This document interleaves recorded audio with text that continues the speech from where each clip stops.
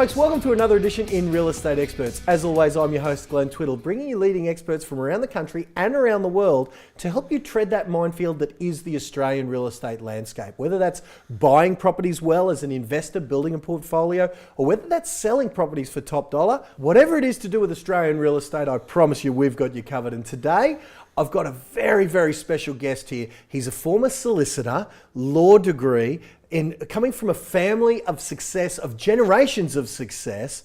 He's a serial investor, having sold properties, bought properties, flipped properties, done everything when it comes to vendor financing. You name it, if it's got to do with the property industry, he has been there, done it, made the mistakes on your behalf, learned from them, and now teaches others. I'm talking about none other than Alex Hall. Alex, thank you so much for hanging out today, bud. Thank you. It's a pleasure to be here. And also now, before we get into the real estate stuff, because your experience in real estate business, law, the lot is a mile long. Yep. Tell me about the musicianship. I've seen and heard about your prowess with the six string. Tell me. I like to rock. Music's a great passion. I love what it does. I love how it touches your soul. It connects with your spirit. Wow, and you've got similar music taste to me, mate. Yeah. When we talk about the rock, I don't think I've stumped you yet when we're talking about Joe Satriani or Steve Vai or any of the greatest guitarists and musicians in the world. Yeah. Are you a child of those 80s classics?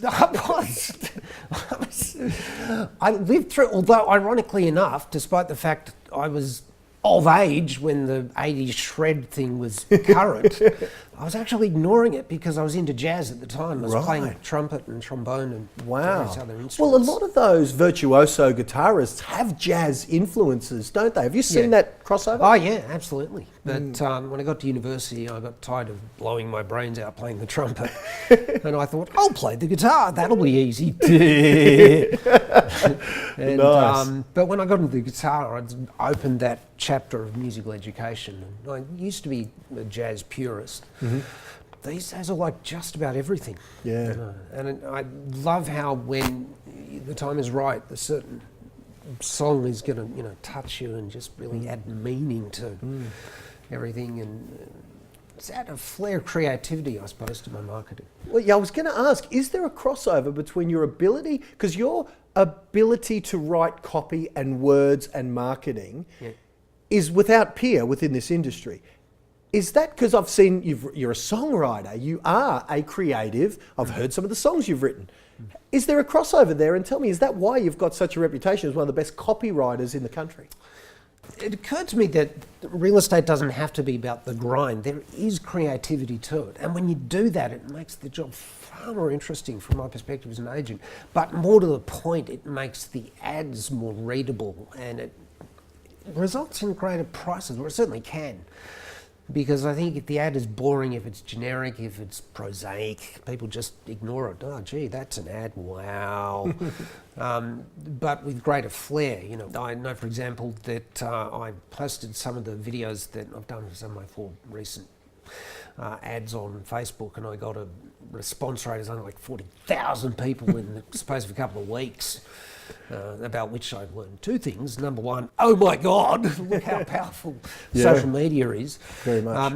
But secondly, I realised that video will capture your attention because the still photo is good, but it doesn't give you the full picture. There's only a few seconds of eyeball time that you get with a photo, yet when someone watches your 1.5-minute video, that's exponentially more time that buyer is looking at your advertising. Yeah, and in terms of the actual copy, speaking as a buyer, because I've been a buyer of property, I get a bit bored by reading 2 bath, 1 bedroom because it doesn't mean anything. And speaking as somebody who likes the written word, I like to try and put a bit of heart into it, a bit of feeling, because for me, it is all about emotion. I mean, even as an investor, unless you're talking about buying a factory or something, if you look at this wonderful house in which we're in, I could look at this house straight on the numbers, and say it will return this much a week rent, and that's relevant. But even as an investor, the question to be asked is, could I see myself living here?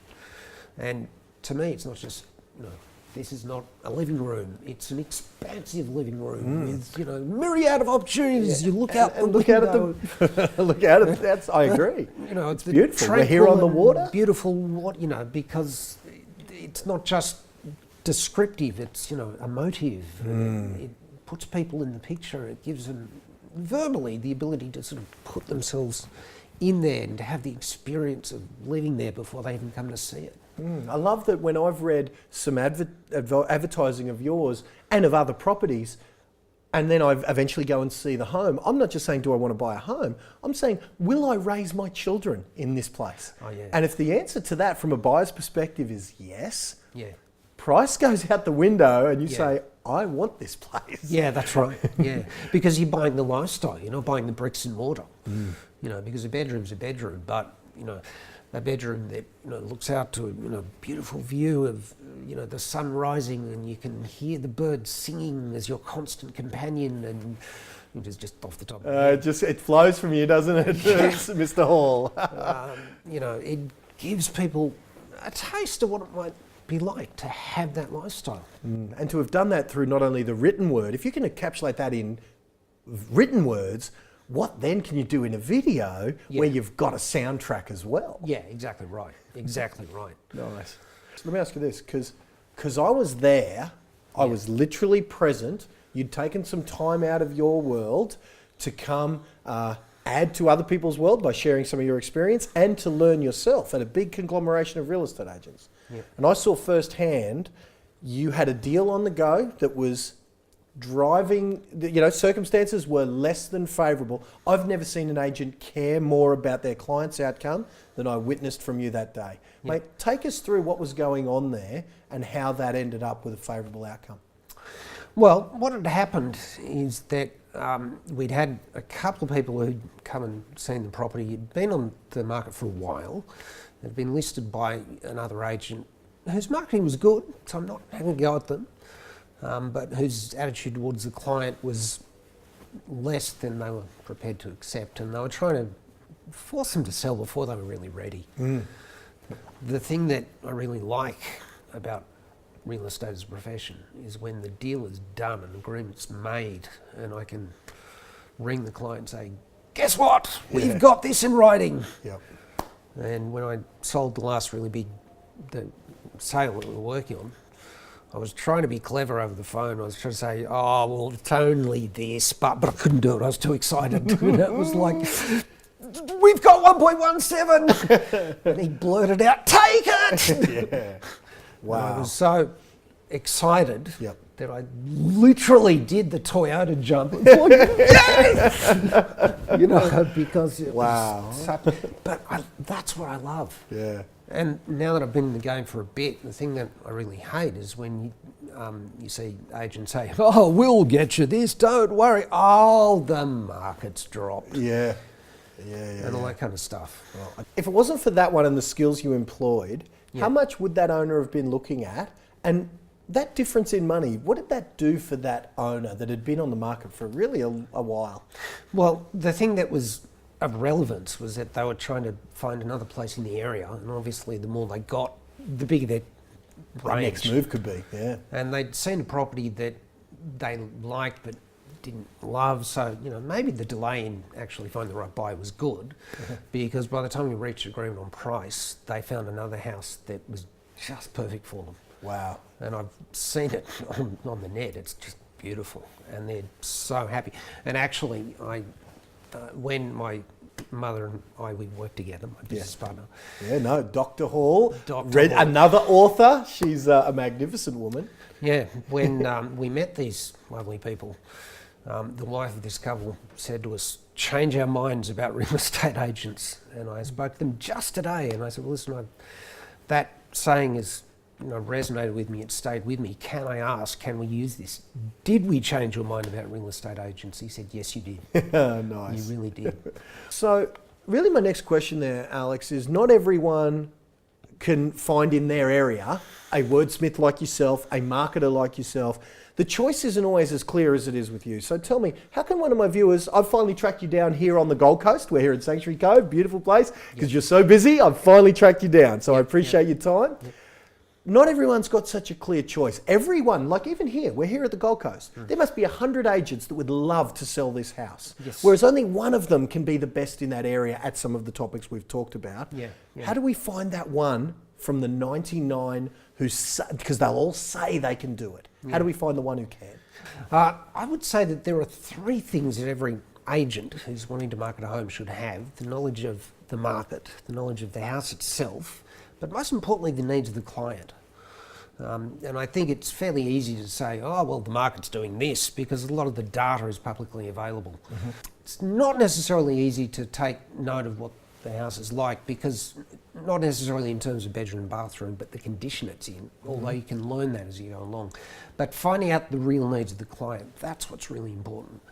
And the thing that gives a lot of agents a bad name is the practice of telling clients whatever stupid number they want in terms of listing price, and then beating them, changing sides when offers come on the table and becoming a buyer's agent and saying, oh, you need to take this, you need to take this, in spite of their needs. Okay, tell me about that, because I'd love to explore that a little more, because you see it so often, it's almost like, it flows off the tongue. But that's a practice that I've heard you describe in other interviews and in other areas as buying the listing. And then the minute they've got the listing, they've bought it, they then flip. Tell us what buying the listing is, first off, and why it's so dangerous for sellers. Well, buying the listing is when an agent quotes a sale price to a prospective seller that he knows full well is well and truly over what he's actually likely to get. Okay. And agents do it basically because they're trying to ensure they get the listing. But it's a bad practice for a whole variety of reasons. Number one, it can hurt the campaign, because if you bring the house to market and people ask, well, how much you're hoping to get for this house, and you say this much, and they say, I'm sorry, you want what? They can walk away, and the word get out, they're not serious about selling. Do they even, because I know as an investor myself and as an investor yourself, if we're looking at a certain price range and they've done this thing you talk about called buying the listing, do we even see the property at all? The difficulty with overpricing property too much, especially if you put the number on the ad, if you're marketing on the internet without a price, people might see it anyway. But if people have a specific budget in mind that would be relevant to the property, except that you're asking far too much, when people search in the suburb with a particular price in mind, it won't come up. They won't even see the ad. And even if they do, they might make those assumptions you mentioned, that it's just not good enough value compared to others. Yeah.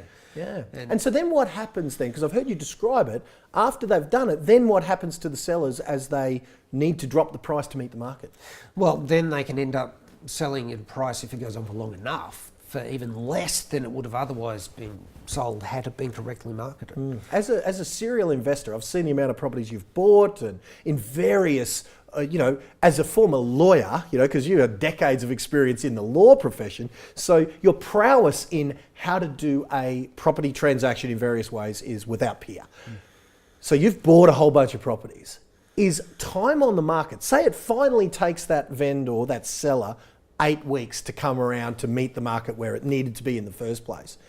Are you, as an investor, using that to your buying advantage, which means to that seller's disadvantage? Well, as an investor, you're buying on the numbers. So the question is, how much can I buy it for now? As Rob Kiyosaki said, you make the profit when you buy, not when you sell. But the way to do that, speaking to prospective investors, you've got to know what the market's worth. You've got to do your due diligence. And a good property is one that you can add value to without hoping the market will rise, because that's essentially the same as buying stock on the share market in circumstances where you don't know anything about it and just sitting in home. It's almost like going to the casino almost. Yeah, that's right. That's right.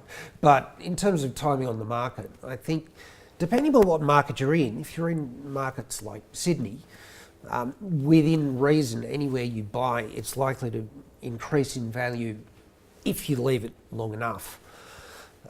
But it's still a good idea to know what a property is worth and to see what has sold around it.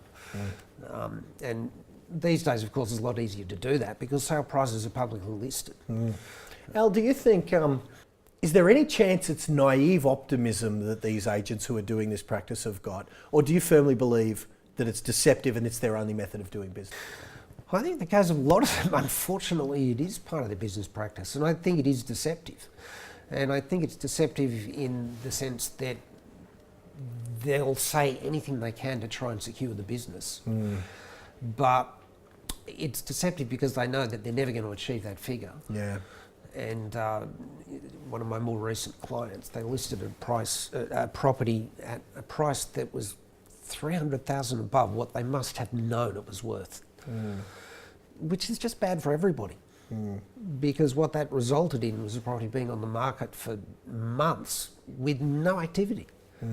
They weren't having inspections, and their marketing was good, but it wasn't reaching the relevant audience because at the level at which they were aiming, people just weren't coming. And then when an offer came in, as I understand it, having spoken to the owner in a previous conversation, an offer came in that was potentially a good offer, but because of the way they'd set the expectations up by listing it so high, they just refused to take it. Wow. And the owner told you this in hindsight, Yeah. having dealt with this other agent that allowed them to do that. Yeah. Wow. And I can well understand where he's coming from. And he had a spectacularly beautiful house, so I could understand why it was that he was asking that much. But it's not necessarily easy for an agent to try and tell people the bad news that, well, I know you want this much, but realistically it's only worth this much. But I think a better practice, rather than saying, oh, we'll get you this, no problem, which can lead to heartbreak, is to say, well, listen, we know it's got to be worth at least this much. Is this much available? Let's have a go. Let's see what we can do. If it is, we'll do everything we can. Yeah, you've got those strategies that extract those high prices. Yeah. I love the one you talked about, just recently, that where you got those extra, $100,000+ more than potentially, because that would mean the world to most sellers. Let me ask you this though. How do you think, because you mentioned kind of the art of creativity, of wordsmith, of marketing, of copywriting and all of that, but then there's the science of the dotting the I's, the crossing the T's or whatever. Can you talk to the experience you've had as a law degree, a practicing solicitor, owner of a law company, family business in law with a QC at the helm, a Queen's Counsel lawyer? How does those two worlds mix? The art of creativity and copywriting and those subjective things versus that counterpoint of that, which is that attention to detail, leaving no stone unturned and getting it right on that side. How have you managed to tread with a foot in both of those two worlds? Well, the advantage of a legal education is that it teaches you how to think, because the knowledge of the law is not necessarily knowing the laws, plural. It's about learning how to think like a lawyer. And essentially it's learning how to think what might go wrong if this happens. Wow. It's also about how to react if certain things happen. So it's all about knowing principles and remedies to problems if they arise. It sounds like our industry's fraught with that, so those skills have come in handy for you. Yeah, and we were doing a lot of personal injury, for example, when I was lawyering. And so I'm fully aware of what might happen if you put things in the way and people might trip over them. And, right, yep. And, that can be of relevance too, because if I see things over which people might trip, I can say to the owners, listen, you need to put that away. I mean, there is insurance for that, but, that's good. But the other thing that it does teach you, as you say, is to get things right on form and to, dot the I's and cross the T's, etc., etc. And the other thing that I realise about that is that if there are areas that you need expertise and you don't have it, delegate it. Because you don't want a deal to fall over. Yes. Because you get things wrong. Yeah. Tell me about the qualification that it took compared to, your responsibility as a lawyer representing someone versus the responsibility as someone representing their house. Talk to us about the educational requirements when you compare both of those industries that you've been successful in. Well, I'll answer your question in the order which you asked. To be a qualified lawyer, you need a law degree, which is going to take you anywhere between 2.5 years if you go straight through at Bond Uni, where I went, upwards to 3 or 4 years. If you go to a more traditional university, you can get a law degree in 3, 4, 5 years. Then you have to pass the bar in your state, which would. It's basically in New South Wales you have to go through the College of Law, or as I like to call it, the College of Bore. And which is a replacement of the old article system that used to exist. It's basically an apprenticeship that they used to have. But it is a 5 to maybe even 10-year journey to get serious competence in that field. Yeah.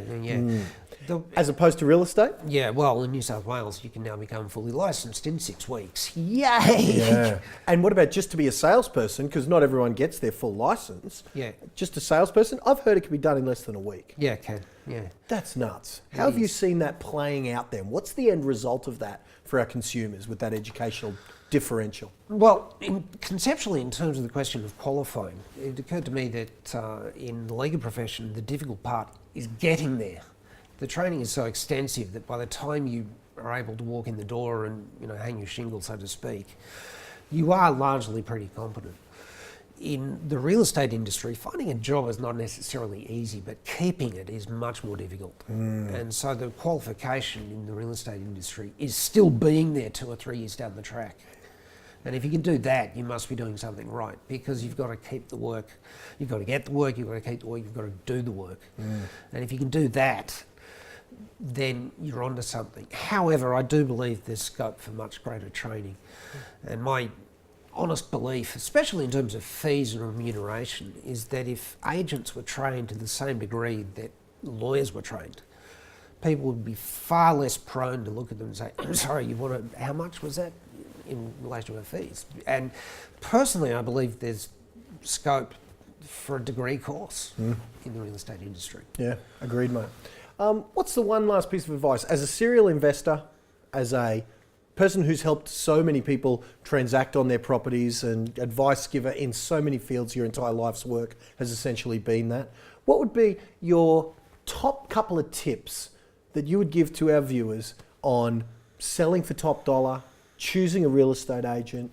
Give us your final word on that minefield. Hey, just call me on 0403. But not everyone's lucky enough to live in your area, mate. So what would your take be for someone here on the Gold Coast or in Perth or something like that? Find an agent who has passion. Find an agent who loves your house, who's going to sell his house if his life depends on it. What you don't want is an agent who say, oh yeah, we'll do that. And you want an agent who's going to fall in love with your house as if he was buying it. Because you want someone who's going to fight for your price. I think in the world in which we're now in, with sale prices being publicly listed, it's not so much a question of what your home is worth, it's about achieving what your home is worth. And what you want is an agent who loves your house, who's able to pick up on your needs, who's able to ask relevant questions, not merely how much do you want, but why do you want it? Where are you hoping to go next? Why are you trying to sell it? And in the words of some brilliant trainers I've heard, what is your compelling reason to sell? Because the better we as agents understand that, the more we're able to fight with passion against some buyers who are going to make stupid offers. Yeah, I love it, Al. I tell you, I've heard you say before, selling a house as if it was your own, and I can see that you absolutely walk that talk every day of your career, mate. So my thanks for you for hanging out today and sharing some insights. Before I let you go, guys, and I'm about to negotiate with one of the best negotiators, what's the title of your book? And tell me, can I sneak a copy for free for my viewers? It's called You Sold for How Much? I love that you've got a sense of humour even about that. But that truly is some simple tips on how to sell for top dollar, isn't it? Yeah.